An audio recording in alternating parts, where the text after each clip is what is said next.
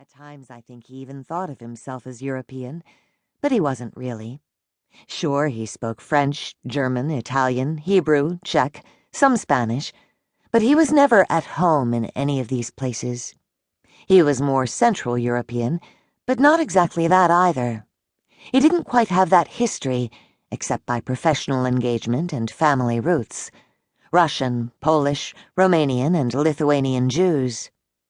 He was very English, too, by habit and upbringing. He could move effortlessly between his childhood Cockney and confident Oxbridge prose. But he wasn't really that either. Too Jewish, too Central European. It's not that he was alienated from any of these places, although in some cases he was. It was more that he was attached to bits of all of them, which is why he couldn't let go of any of them. So perhaps it is not surprising that although we settled in New York from the start, we spent much of our life together planning to live, or living, somewhere else.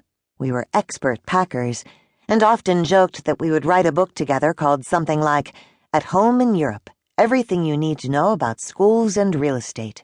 By far the best gift I ever gave to Tony was a subscription to Thomas Cook's Railway Timetable. It was only after 2001 that he really settled. This was partly because of his health. That year he was diagnosed with a serious cancer and underwent major surgery, radiation, and other draining therapies.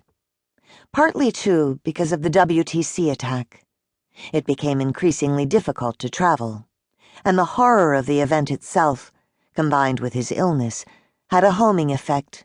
He wanted to be here with me and the boys.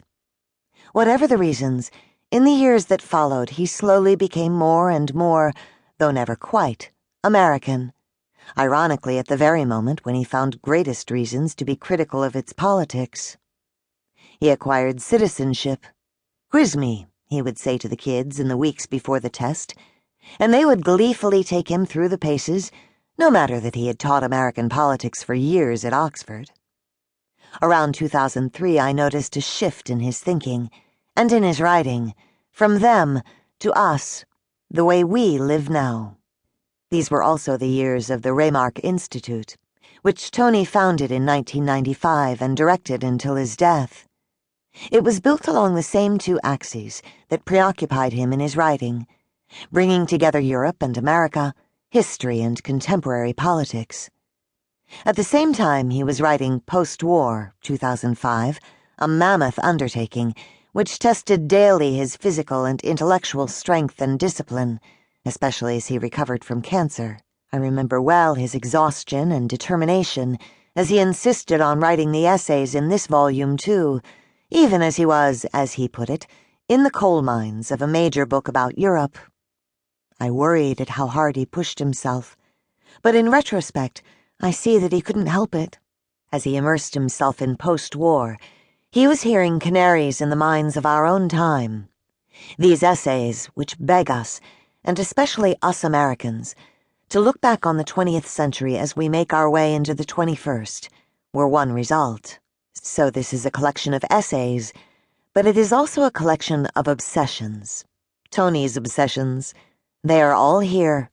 Europe and America, Israel and the Middle East, justice, the public sphere, the state, international relations, memory and forgetting, and above all, history. His caution, which reappears across these essays, that we were witnessing an economic age collapse into an era of fear, and entering a new age of insecurity, was a sign of just how depressed and worried he was at the direction politics was taking. He expected a lot, and was a keen observer. You will find in these essays, I think, both a clear-eyed realist, who believed in facts, events, data, and an idealist who aimed at nothing less than the well-lived life, not just for himself, but for society. I've presented the essays chronologically, as well as thematically, because chronology was one of his greatest obsessions. He was, after all, a historian, and he had little patience for postmodern fashions of textual fragmentation or narrative disruption, especially in historical writing. He wasn't really interested in the idea that there is no single truth. Wasn't that obvious?